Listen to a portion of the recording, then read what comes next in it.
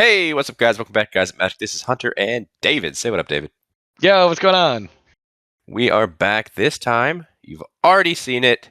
David's $100 list to Party Time, the Precon commander deck from Battle for Baldur's Gate.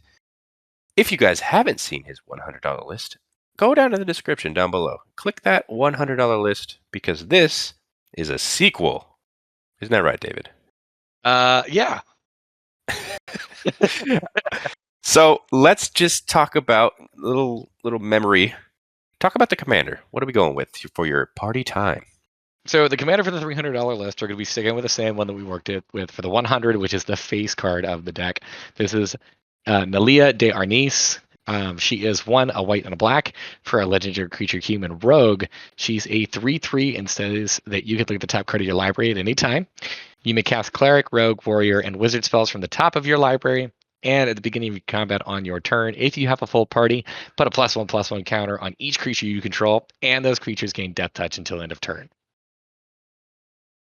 Okay. So Lots to what? unpack there. I love her ability to just be able to burn through the top of your library, which is fantastic. She's also a party commander, which is great because for the $300 list, I don't actually care much about party. What does that mean? Well, the mechanic as a whole is kind of difficult to pull off. It requires a huge amount of setup and it doesn't recover very well. I feel like a lot of the payoff party cards are just not there. And this is a deck that I really think would have been able to benefit from having an additional color in the color pie. Had this card also included blue, it would have given us access to a ton more wizards. Had it included red, it would have given us access to a ton more warriors.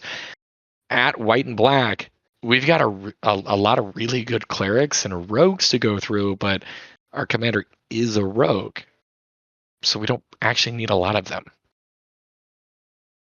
Okay. So you've taken $300 now. What are you adding to make this deck your own thing? All right. So first off, I'm going to go ahead and dive into the cards that were included in the $100 upgrade that are going to be making a comeback.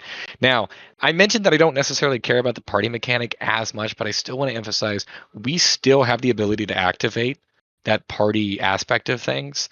We can still easily get all four of those creature types in play, but we are going to start to lean much more favorably over to one of those four creature types. So, as far as the cards that are going to be making a return from the $100 list, we have Drannith Magistrate, Weathered Wayfarer, Fiend Hunter, Banisher Priest, Leonin Relic Warder, Secret God Favored, Visera Seer, Varigoth Bloodsky Sire, Sensei's Divining Top, Righteous Valkyrie, Una's Blackguard, Lae'zel Blackest Champion, Bolas' Citadel, Felidar Retreat, Cathar's Crusade, Path to Exile, Swords to Plowshares, Generous Gift, Skyclave Cleric, and Black Bloom Rogue. And boy, does that sound like I just named off a ton of cards. Yeah, but that's just all the ones that you added from the $100 list. So they're all on the screen at the same time. You're not going to go in depth with all of them. So again, click that link in the description down below if you want to hear why David added all those cards to the deck to begin with. Yeah. But we are now adding more to make it go vroom vroom for the $300 list. So tell us what the new ones are. All right, here we go. So the first category that we're going to talk about is how we can go ahead and increase some of that card draw. Our commander does a wonderful job of being able to give us kind of that pseudo card draw and that we can cast things from the top of our deck. But of course, having a full hand is not going to be a bad thing here either. The first card that we're going to be throwing in here is Timna the Weaver. She is a white and a black for our legendary creature human cleric. She's a 2/2 with lifelink, and she says at the beginning of your post-combat main phase, you may pay X life, where X is the number of opponents that were dealt combat damage this turn. If you draw X cards. If we're attacking all three of our opponents, we can pay 3 life and draw 3 cards after combat with this card. This is fantastic card draw. We're also going to be including Dark Confidant in here. Dark Confidant is 1 and a black for a creature human wizard. It's a 2/1, and it says at the beginning of your upkeep, reveal the top card of your library and put that card into your hand. You lose life equal to its converted mana cost.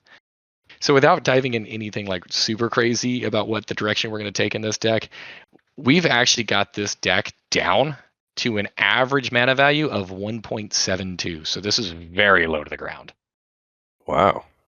Seems very fast.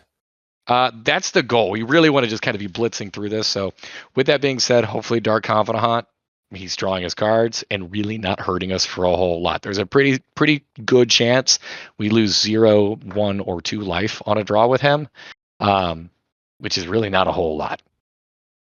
The next card that we're going to include in here is Yawgmoth Thran Physician. This is 2, a black and a black for a legendary creature, human cleric. He is a 2/4. He's got protection from humans, which could actually be relevant. Humans is the most common creature type.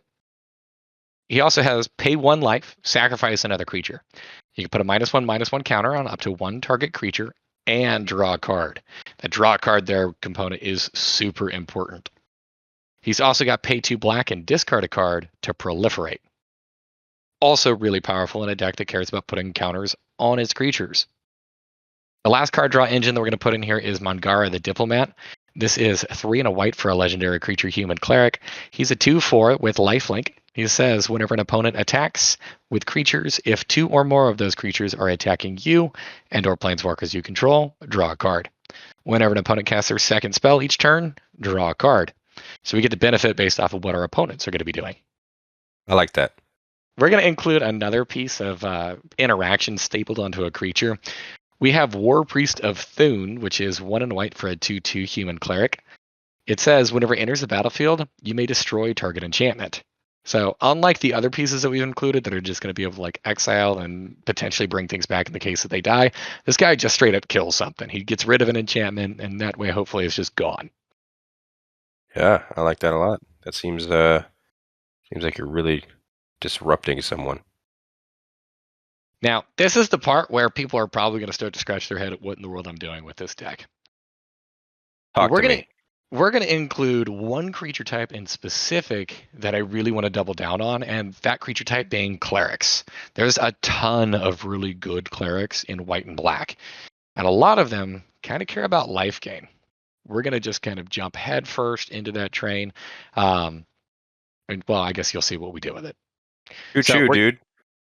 We're going to include both Soul Warden and Soul's Attendant. They're both single white mana for a 1/1. They're both human clerics, and they state whenever another creature enters the battlefield, you gain 1 life. That doesn't actually just count for your creatures either.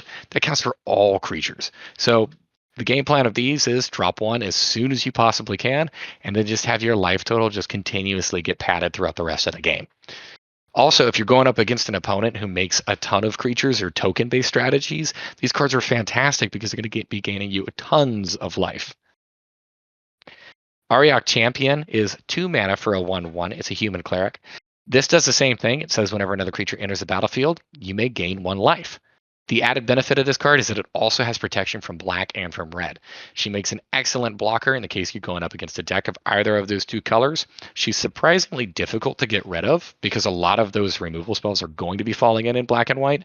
And like the other ones, she's going to keep padding our life total. Suture Priest is 1 and a white for a cleric. It's a 1/1. It says whenever another creature enters the battlefield under your control, you may gain 1 life. Now, important distinction here is she only is going to gain you life whenever a creature enters play under your control, so a little bit different than the others. She also says whenever a creature enters the battlefield under an opponent's control, you may have that player lose 1 life. So she kind of punishes her opponents, especially if her opponents are going with those go wide strategies. Lunarch Veteran is a single white mana for a creature human cleric. He states, whenever another creature enters the battlefield under your control, you gain 1 life. He's a 1/1. This card also has a disturb. So in the case that you maybe forgot, disturb means that you may cast this card from your graveyard transformed for its disturb cost. So for him, it's 1 and a white. If you do, you get Luminous Phantom. That's a spirit cleric. It's a 1/1 with flying, and it says whenever another creature you control leaves the battlefield, you gain 1 life. And if he would be put into a graveyard from anywhere, exile it instead. Obviously, we want the front half of this card, but if we need another creature or maybe something that can stick around and block, the disturb ability on this card is a nice little utility piece. Yeah, I like how it says whenever anything leaves, so not just destroyed. Yep. We're not really super benefiting from any kind of like flicker package or anything like that. It's not really the direction our deck is going in. So it's nice. It could do things for us. I'm just not really looking to abuse that here. No, I was just saying, like, in case something gets exiled, it still has that trigger. Lastly, as far as this life gain package goes, though, we have Core Celebrant in this deck. Core Celebrant is 2 and a white for a Core Cleric. It's a 1/4, and it says that whenever it or another creature enters the battlefield under your control, you gain 1 life. So, a lot of these cards coming in here, being able to gain us life. If we can get multiples of these in play and start casting creatures past that point, I mean, we can be netting pretty obscene amounts of life every turn. So now that you've been gaining all of this life, what are you doing with all that life? Well, we're going to help our commander out by weaponizing life gain and hopefully pumping the team in other ways. The first one that we're going to be including in here is Archangel of Thune. This is one of the most expensive cards in the deck in terms of mana value. This is 3 and 2 white for a creature angel. Badly, she also does not have one of the creature types. She's a 3/4 with flying and lifelink, though, and she says whenever you gain life, put a +1/+1 counter on each creature you control. So, for example, if we have one of those Soul Sisters in play and cast this, that ability will trigger whenever she resolves, which means she's going to put a +1/+1 counter on her, as well as that Soul Sister and any other creature you have in play. Heliod Suncrowned is another useful tool for us to be able to weaponize our life gain. This is 2 and a white for a legendary enchantment creature god. It is a 5/5 with indestructible, and it states that as long as your devotion to white is less than 5, he isn't a creature. Whenever you gain life, put a +1/+1 counter on target creature or enchantment you control, and you can pay 1 and a white. If you do, another target creature gains lifelink until end of turn. Same kind of thing. If we cast a creature and we have a Soul Sisters trigger, then we can always just go ahead and put that +1/+1 counter on one of our creatures, just continuously pumping the team.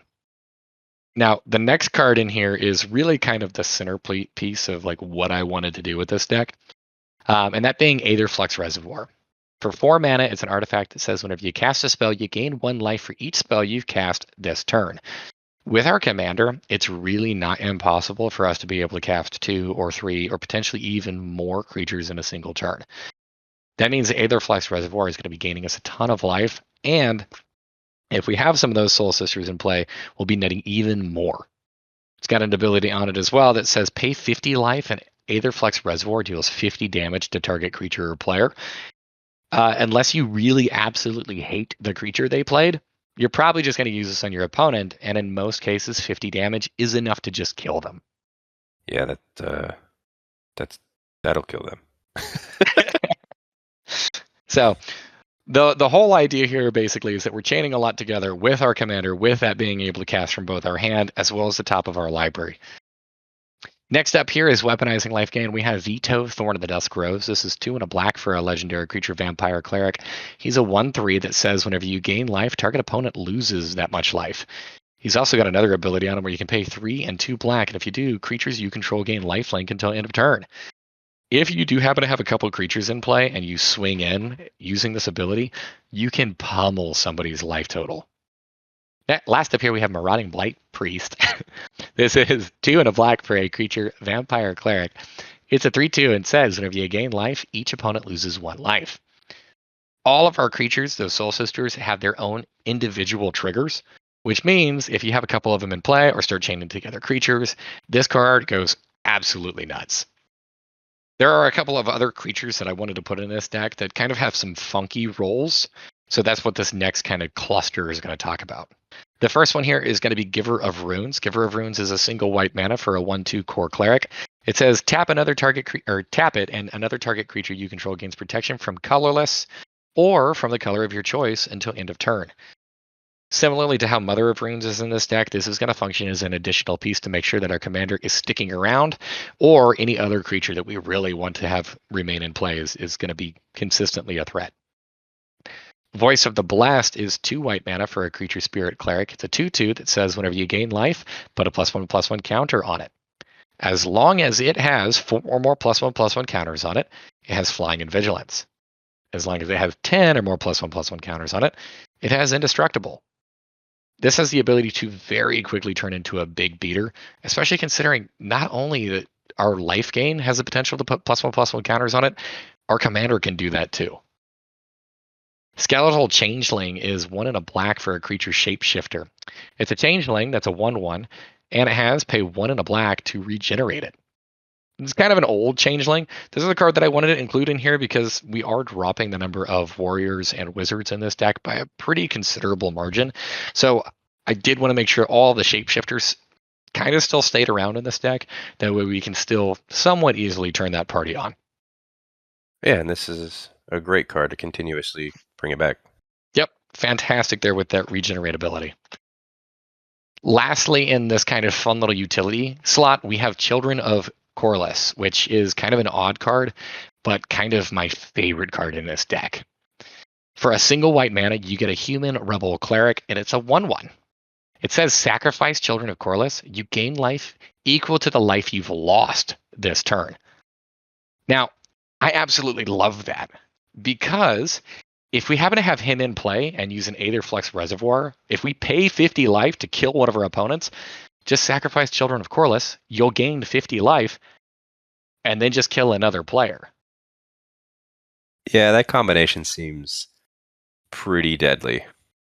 Another thing, too, is if you remember from the $100 list, we have Bolus's Citadel in here to help us continue to just spew our deck out into play.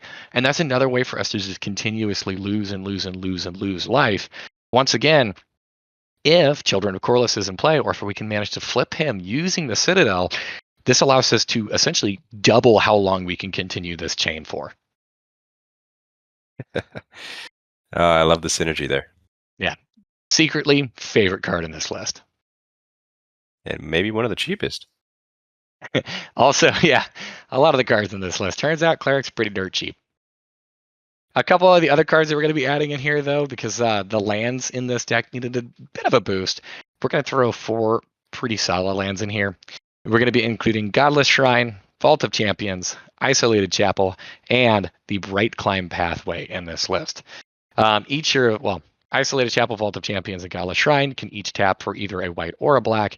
And then Bright Climb Pathway has the potential to tap for either a white or a black. You just have to be able to play it on either the front or the back side. So it's going to lock you in one of those lanes, but it'll help you out with your mana fixing. Yeah, use it whenever you need it. All right, that is a lot of cards you added into the deck, but here's the hard part, the removals. So, what are you saying goodbye to from the Precon deck? I love how you said the hard part because this was not hard. So first off, in the case that you don't remember from the $100 list, there were a couple of cards that we ended up removing there. We're going to go ahead and throw those cards up onto the screen. These are cards that also did not make it into the $300 list. So Freya's Retribution, Magus of the Balance, Marty Strike Leader, Priest of Ancient Lore, Corpse Augur, Stick Together, Austere Command, Butcher of Malakir, Solemn Doom Guide, Puppeteer Click, Calculating Lich, Pontiff of Blight, Valiant Changeling, Conti Lord of Luxury, Glorious Protector, Nighthawk Scavenger, Dire Fleet Ravager, Zulaport Cutthroat, D-Spark, Crib Swap, and 1 Plains and 1 Swamp. And with that, attendance has been taken and the class is all here. Yeah, so again, if you want to hear an in-depth analysis of why David has decided to take out these specific cards out of the deck, go back down in the description, click that $100 upgrade, and learn about why he took them all out. But He's bad. but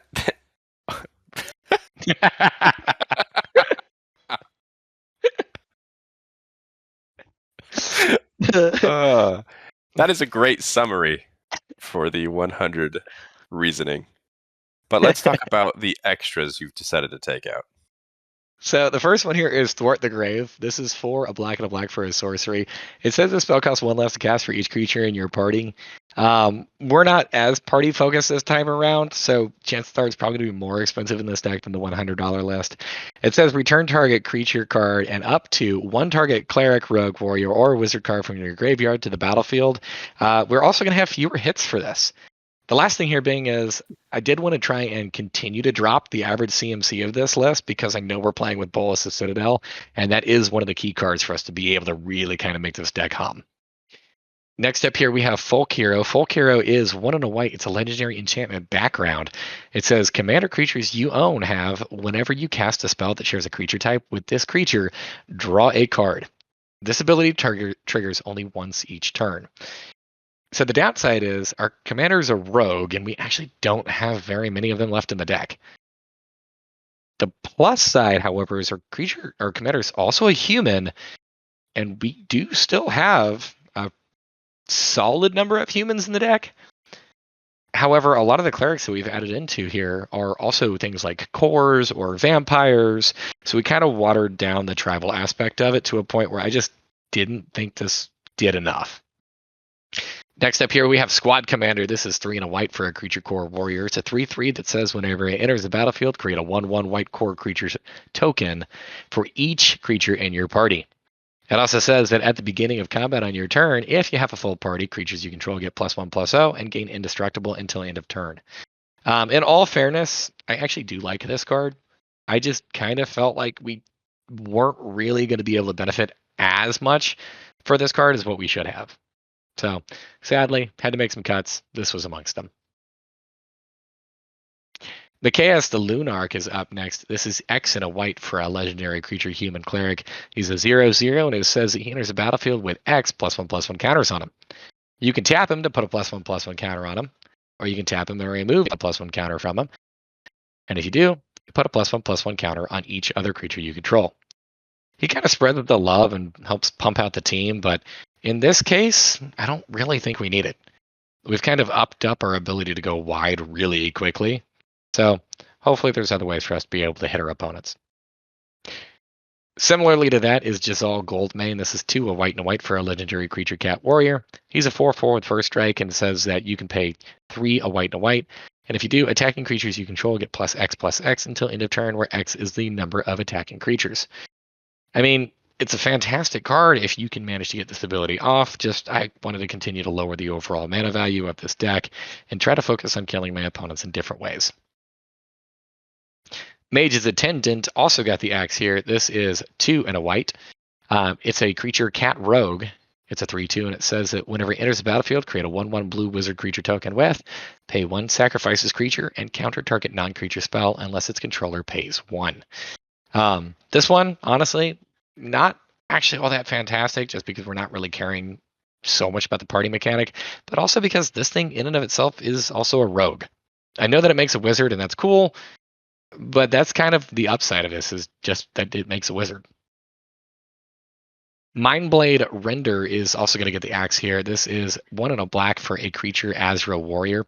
It's a 1/3, and it says whenever your opponents are dealt combat damage, if any of that damage was dealt by a warrior, you draw a card and lose 1 life. Just not enough warriors left in this list for this thing to trigger consistently. Mirror Entity is 2 and a white for a creature shapeshifter. It's a changeling. It's a 1/1. It also states that you can pay X, and until end of turn, creatures you control have base power and toughness XX, and gain all creature types. This allows you to be able to kind of force through and make sure that you're hitting that party mechanic. I just sadly needed a couple more cards to hit, and this was on the list. Bye-bye, Mirror Entity. A regular cohort is 2 a white and a white for a creature shapeshifter. It's a 2/2 with changeling, which is fantastic for party. It also says whenever it enters the battlefield, you create a 2/2 colorless shapeshifter creature token with changeling. So you can double down on that party. This helps you to be able to fix 2 of the creature types that you're missing. Doesn't gain me any life and is kind of expensive at 4 mana. Grim Horuspex is another card that I absolutely love playing in EDH, but just not in this list. It's 2 and a black for a creature human wizard. It's a 3/2, and it has morph of a single black mana, which you'll never do because there are no other morph cards. And it has whenever another non-token creature you control dies, draw a card. Can be fantastic for you with all that card draw if you have creatures regularly dying. In this deck, however, that's probably only going to happen because your opponents are either board wiping or directly just removing key pieces, in which case they'll probably remove this first. We've also removed Gale Powder Mage. Gale Powder Mage is 3 and a white for a 3/3 creature Kethkin wizard. It's got flying and says that whenever it attacks, exile another target creature. Return that card to the battlefield under its owner's control at the beginning of the next end step. We've got other things in here that I would rather be doing than this. And although the flicker aspect here is cool, we don't have a ton of stuff that I'm like trying to really abuse there. Baracos Party Leader is also sadly going to be removed from this list. He is 3 and a black for a legendary creature Orc. He's a 2/4, and it says that he is also a cleric, rogue, warrior, and wizard. So he is that jack of all trades. It says whenever he attacks, defending player loses X life, and you create X treasure tokens where X is the number of creatures in your party. I actually do really like this card, so kind of giving him the axe made me a little bit sad here, but just a little off theme. Bloodsoaked Champion, however, did not make me sad by removing it. He's a single black mana for a human warrior. He's a 2/1 that can't block, and he's got raid. If you're curious about what that is, you probably forgot because it's not all that great. It's 1 and a black, and it says return him from your graveyard to the battlefield. You can only activate it if you've attacked this turn. He's a 2/1. Yeah, doesn't seem that good. Well, he's a warrior, which is why he was in the deck to begin with. But aside from that, that's it. That's it. We have multi-class Baldric up next. This is a single mana for an artifact equipment. It says equipped creature has lifelink if you control a cleric, death touch if you control a rogue, haste if you control a warrior, and flying if you control a wizard. As long as you have a full party, prevent all damage that would be dealt to the equipped creature. It's got an equip cost of 2. Pretty cool if you have that full party going, but we've kind of diluted those waters a little bit. Speaking about diluting those waters and hurting our ability to make that party kind of kick off, we're going to be removing Maskwood Nexus. This is a 4 mana artifact. It says creatures you control are every creature type. The same is true for creature spells you control and creature cards you own that aren't on the battlefield. You can pay 3 mana and tap it. Create a 2/2 blue shapeshifter creature token with Changeling. All of the creatures that we own in this entire deck, with the exception of the Angel, are those creature types. I guess I'm technically not including Heliod here, but I kind of view him as more as an enchantment in most games. So, Maskwood Nexus, I guess not really doing it for me here. And lastly, Harper Recruiter. This is 2 and a white for a creature human warrior. It's a 3/1 with flying. Whenever Harper Recruiter attacks, look at the top 4 cards of your library. You may reveal a cleric, a rogue, a warrior, and a wizard card from among them and put those cards into your hand. Put the rest on the bottom of your library in a random order. So, pretty nice card draw. We're probably only going to be hitting maybe 1 or 2 of those, though. Yeah. And that's all the cards you took out for your life gain package. So all the cards that I took out for the life gain package. Now, super important to note here, if you were comparing the $300 list to the $100 list, you might be kind of scratching your head because, wait a second, there's 2 other really important cards that I did originally include in the $100 list that actually did not make the cut for the 300. So 2 of those cards, the first one here being Rankle, Master of Pranks. I just kind of felt like he was a little bit too slow in this build. Also, being at 4 mana, I really wanted to remove as many of those cards as I possibly could to make sure that this deck was really operating between like 1 and 3. And if it was 4 or greater, it was very impactful. Secure the Waste is another card that I removed here. In this deck, chances are we're just paying a ton of mana to make a couple of 1/1s, which is just not good enough. Yeah. I see how those didn't make the cut for the final 300 this time. And as far as the lands go, we know you added a bunch. What did you take out? As far as the lands go, we did add a bunch. We have removed a couple. So the first one that we've removed here is Windbrisk Heights. I hate Hideaway. I do not think this is a good mechanic. It is incredibly slow. It's oftentimes difficult to pull off. And even whenever you do, half the time the timing is wrong. And the card that you've hidden away just doesn't function as intended. So yeah, this card is gone. I'm not a fan of these. Myriad Landscape is another card that I absolutely hate and just want to vomit whenever I pull this thing. It's a land that taps for colorless, but it comes in tapped. I guess it's like a super slow fetch that you can go find you some basics later on in the game, but you have to pay mana to go do that. I feel like I am taxed 2 whole turns by playing this card. The next one here is Snowfield Sinkhole. It's a snow land, which I don't even know if that's cool.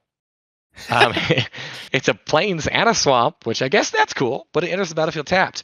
It literally does nothing for us I don't know. We're not running fetch lands in this deck. I don't care that this thing is a plains or a swamp. I just want my mana the turn that I play it.